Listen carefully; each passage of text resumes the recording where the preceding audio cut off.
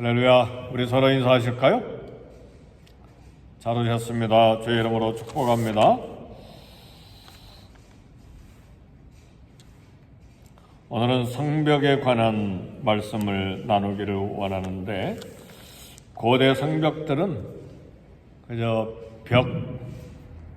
벽만 이렇게 한 겹, 두 겹 쌓는 것이 아니라 성벽의 두께가 좀 좁으면 2m, 넓으면 3m예요. 그러니까 우리 교회 벽 같은 경우에는 몇 cm밖에 안 되잖아요. 근데 성벽은 그렇게 했다가는 그냥 금방 무너져 버리죠. 그러니까 2m, 3m 견고하게 두껍게, 아무리 돌을 던져도 폭탄이 날아와도 잘 무너지지 않게 아주 넓게 견고하게 집니다. 수원에 가면 북문 남문이 있잖아요. 서문도 있고, 그렇죠? 거기 성벽도 보면 돌로 벽을 쌓고 그 뒤에 2, 3m 훨씬 넓게 흙으로 벽을 이렇게 성벽을 지탱하게 해서 이렇게 성벽이 이렇게 넓습니다.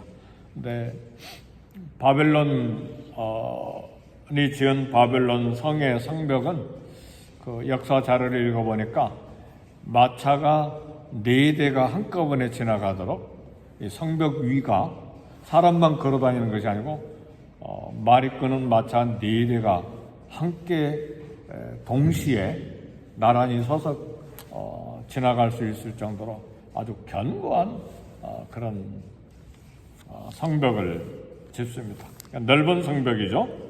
오늘 본문에 보면 예루살렘 성벽을 건축하고 이제 성벽 봉헌식을 드리는 장면인데, 이제 느헤미야 12장 43절에 보니까 이제 성벽을 완공하도록 은혜를 베풀어 주신 하나님께 또 감사하고 제사를 드리고 찬양을 하고 그렇게 이제 봉헌식을 드립니다.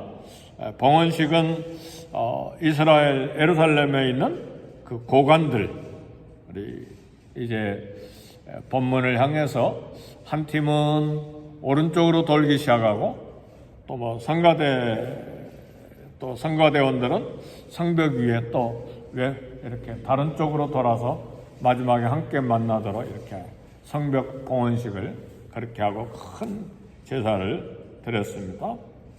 네, 성전을 건축하고 성전 봉헌식을 하는 건 다 이해할 수 있어요. 우리 교회 집권은 헌당식을 하잖아요. 그러니까 성전은 우리가 봉헌식, 헌당식을 이해할 수가 있는데, 느헤미야 백성들은 왜 성벽을 쌓아놓고 성벽 봉헌식을 드렸는가? 무슨 의미가 있는가?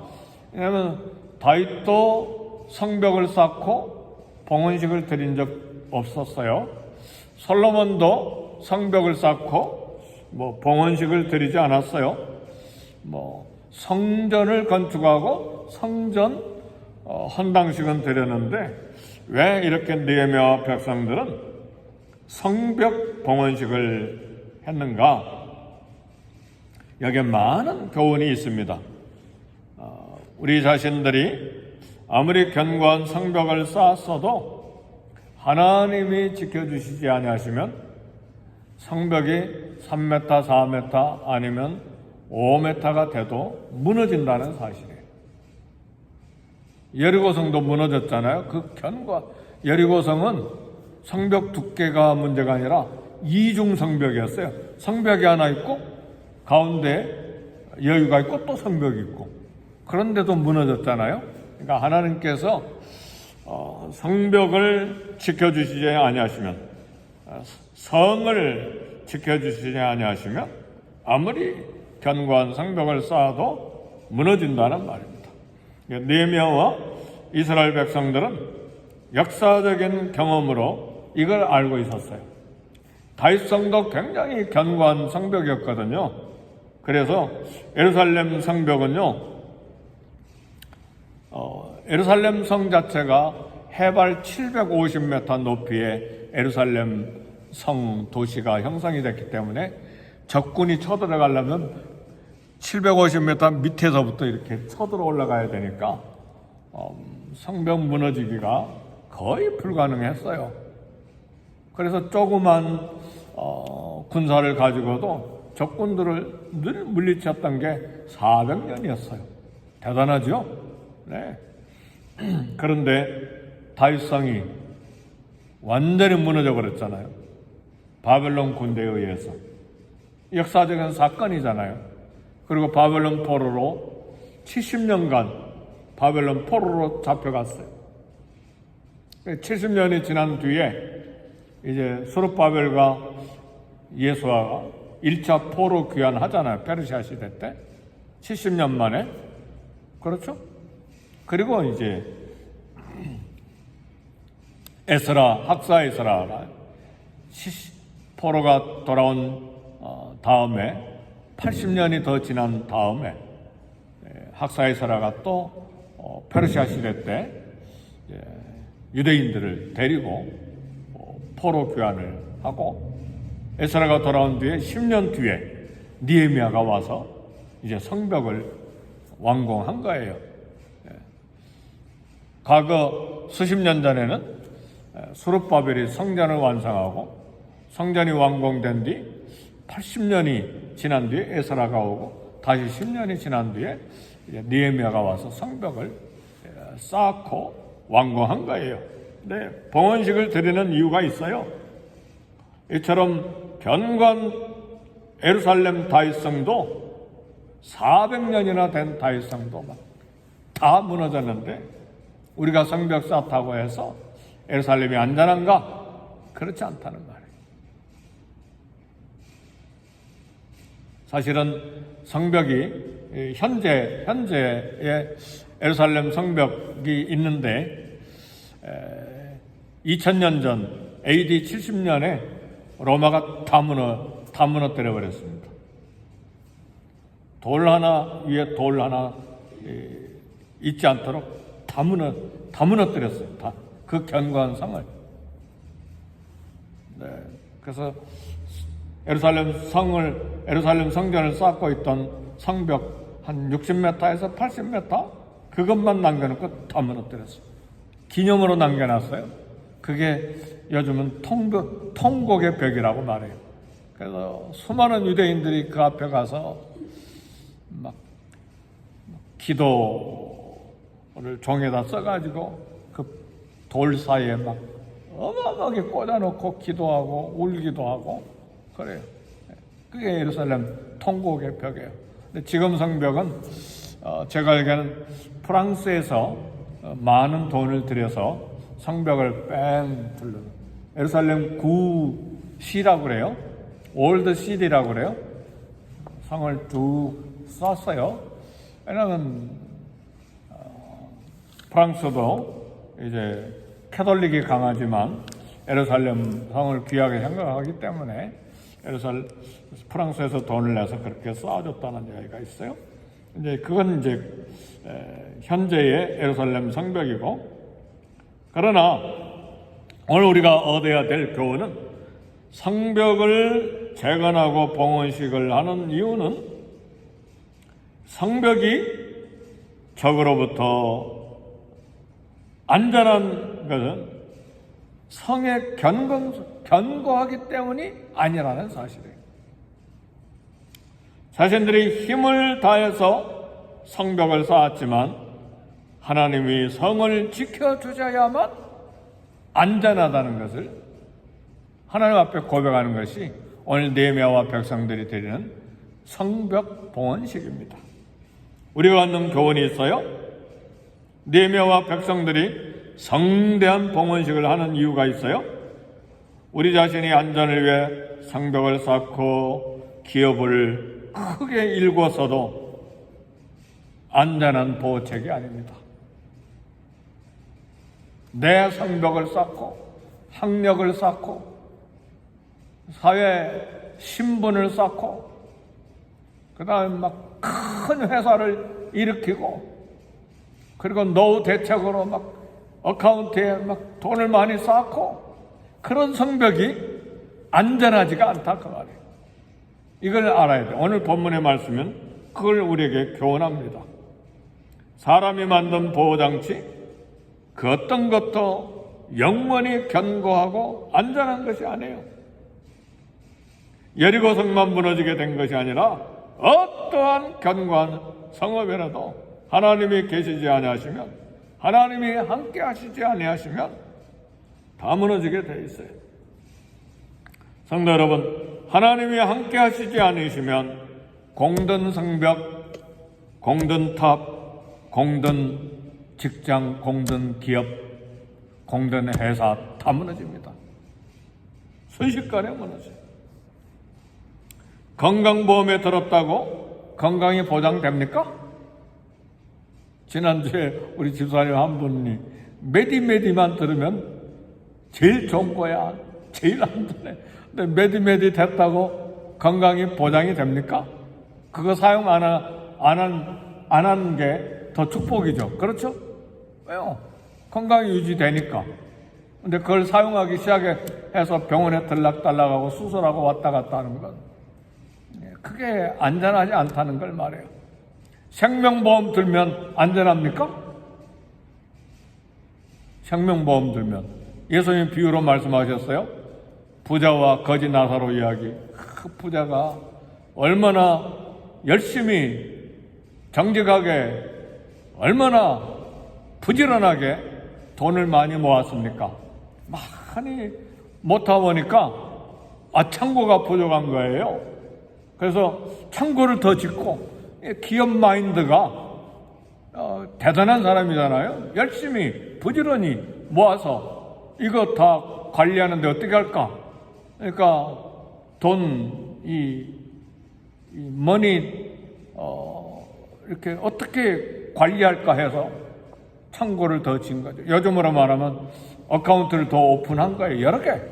그래서 이제 여러 해 쌓을 것을, 먹을 걸 쌓아놨으니까 노후가 편안하겠지.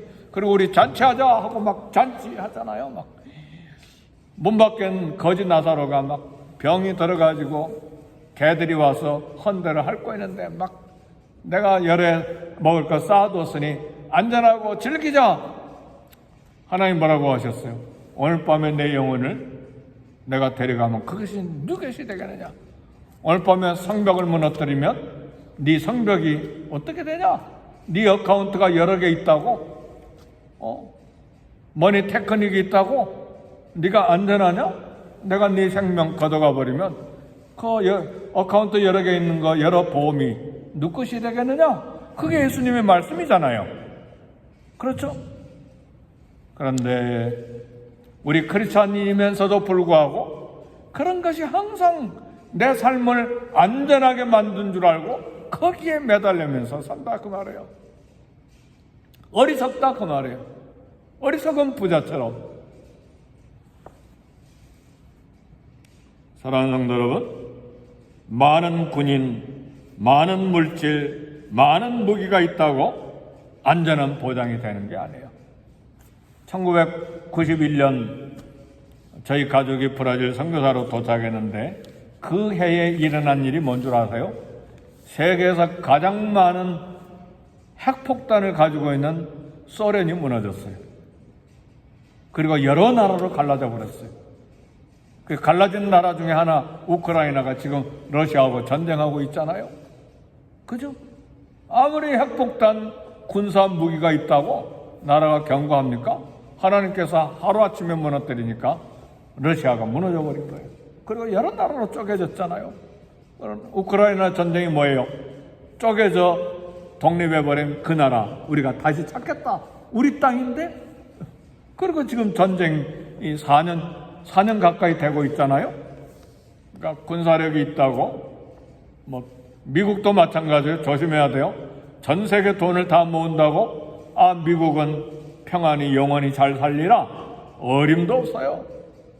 애굽 제국도, 바벨론 제국도, 페르시아 제국도, 그리스 제국도, 로마 제국도 하나님이 함께 하시지 않으면 다 무너진다 그 말이에요. 바벨론이 얼마나 성벽을 견고하게 쌓았어요.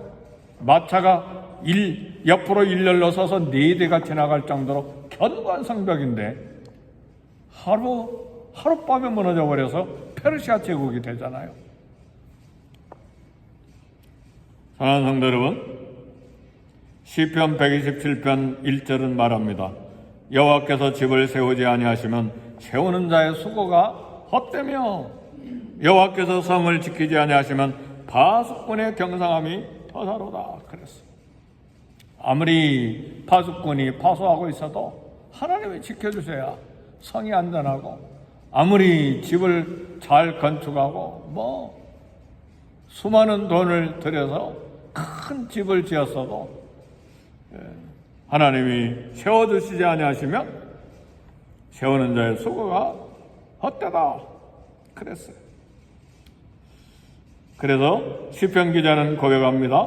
하나님이 그 성 중에 거하심에 성이 요동치 아니하실 것이라. 새벽에 하나님이 도우시리로다. 비록 연약해도 하나님이 함께 하실 때 그 성이 안전함을 유지한다는 말이에요. 이스라엘이 이스라엘은 한 번도 제국이 된 적이 없잖아요. 강에서 수백 년 동안 생명을 유지한 게 아니라 하나님이 보호하시고 주변에 있는 사방의 나라들에게 두려움을 주시고 감히 공격하지 못하도록 하니까 이스라엘이 안전했던 거예요. 근데 문제는 뭡니까? 이스라엘이 하나님을 버리고 하나님을 떠나니까 하나님께서 이스라엘을 버리신 거예요. 그래서 바벨론 포로로 70년간 사로잡혀 간 거예요. 그리고 이제 돌아와서 150년 만에 성전을 이미 건축했어요. 바벨론 포로 70년 만에 돌아와서 스룹바벨이 건축했는데 성벽을 짓지 못해서 느헤미야가 80년 뒤에 와서 바벨론 포로에 돌아온 한 150년 됐을 때 에스라도 돌아오고 그리고 느헤미야도 돌아와서 성벽을 다시 건축하고 그 다음에 성벽 봉헌식을 지금 드리는 것입니다. 사랑하는 성도 여러분, 본문의 말씀을 통해서 우리가 받는 교훈은 뭡니까? 아무리 공든성을 쌓았어도 하나님이 지켜주셔야만 된다. 겸손하게 하나님 앞에 엎드려 하나님의 보호를 소원하고 하나님의 성벽이심을 고백하고 겸손하게 하나님을 섬겨야 된다는 말이에요. 그래서 시편 기자들은 늘 노래하잖아요. 하나님은 졸지도 아니하시고 주무시지도 아니하신다. 나의 도움이 어디서 올꼬 천지를 지으신 여호와에게서로다. 아멘 할렐루야. 그러니까 메디메디 그거 의지하지 마세요. 편리하기는 하고 그렇기는 하지만 그게 우리의 생명을 연장하거나 안전하게 하는 게 아니에요. 어카운트를 의지하지도 마세요. 내 학력과 내 직장을 의지하지도 마세요. 그건 수단과 도구일 뿐이에요. 영원한 안전과 보호자는 우리 하나님이세요. 아멘 할렐루야. 늘 그걸 생각해야 돼요. 그래서 거기에 목매고 살지 말아요. 하나님께 목을 매야 돼요. 하나님이 나의 보호시다. 네. 그래. 우리의 출입을 지키시는 분은 하나님이시죠. 그래서 잠언 18장 10절의 말씀을 보면 여호와 이름은 견고한 망대라. 의인은 그리로 달려가서 안전함을 얻느니라. 할렐루야. 의인은 누구예요? 하나님을 의지하는 사람이에요. 하나님을 의지하는 의인은 견고한 망대이신 여호와에게로 달려가서 안전함을 얻느니라. 말씀을 마칩니다. 시편 20편 7절의 말씀 보니까 혹은 병거 혹은 말을 의지하나 우리는 여호와 우리 하나님의 이름을 자랑하리로다. 사랑하는 성도 여러분, 평생에 살아가는 동안에 아끼고 열심히 일하고 저축하고 또 필요한 보험도 들고 다 하는 것이지만 그것이 우리의 생명을 연장하거나 우리의 영원한 보호처가 아님을 항상 인식해야 돼요. 우리의 안전한 보호처는 우리를 졸지도 않고 주무시지도 않고 지키시는 분은 여호와 우리 하나님이심을 항상 인식해야 돼요. 그리고 겸손하게 그런 걸 의지하고 이제는 내가 준비해놨으니까 내가 안전하다. 참만해요. 안전하기는 뭐가 안전해요? 조그만 교통사고 하나 교통사고 나도 막 털썩 주저앉는 연약한 우리인데 그렇잖아요. 그러니까 항상 겸손하게 하나님만이 나의 영원한 방대요, 나의 성벽이요, 나의 영원한 안전한 보호자입니다를 늘 겸손하게 고백하고 하나님을 의지하시고, 그리고 그런 것들 계속해서 의지하고 그것만 붙잡고 사는 게 뭐예요? 그게 우상숭배예요. 그게 우상이에요. 우리가 돌부처 앞에서 그게 하는 게 그것만 우상입니까? 아니에요. 하나님 외에 다른 걸 의지하고 믿고 신뢰하고 내 생명을 거기에다가 쏟아붓는 게 우상숭배예요. 그렇잖아요. 그래서 탐심은 곧 우상숭배니라 신약에서는 이야기하는 것입니다. 오늘 새벽에 우리에게 주는 중요한 교훈은 생뚱하게 성벽 봉헌식이라니 이게 무슨 일인가? 성벽을 지었으니까 우리 예루살렘이 안전하리라, 그게 아니라 그 말이에요. 하나님이 성벽이 되어주셔야 안전하기 때문에 주여 우리가 제사를 드리고 찬양하며 주님을 의지합니다가 성벽 봉헌식의 중요한 핵심 내용이었어요. 우리 기도하겠습니다. 기도하실 때 하나님만이 나의 성벽이요, 하나님만이 나의 의지처요, 하나님만이 나의 영원한 피난처요, 하나님만이 나의 보호와 나의 안전이심을 믿습니다. 세상 것, 우리가 갖추려고 하는 것, 의지하려고 하는 것 다 내려놓고 하나님만이 나의 영원한 의지이심을 저희들이 고백하고 늘 그런 신앙 고백으로 이 땅을 살아가게 해 주옵소서. 우리 다 같이 함께 기도하겠습니다.